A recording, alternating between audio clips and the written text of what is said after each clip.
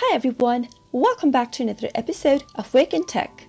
In today's tutorial video, I'll be guiding you through how to log into Instagram Lite application. Keep watching the video till the end and don't forget to subscribe to our channel by hitting the subscribe button. Press the notification bell icon so that you'll never miss another update from us. Now let's get started. In order to log into Instagram Lite application, make sure you've downloaded the application on your device. Go tap Open your Play Store and in the search box type in Instagram Lite. Make your search and you'll be able to see the application at the very top displayed on the screen. Tap it on and tap on the install button. The downloading process has begun. Wait until the app installs and tap on the open button to open the app. This is the first interface of Instagram Lite. After you open the app, you'll need to enter your mobile number or your username or even email in the first text box. Whatever you type in, make sure it is associated with Instagram account. I'm going to type in my username in the text box. Now head over to the next field and type in your password for your account. After you're done, tap on login. Soon after you do that,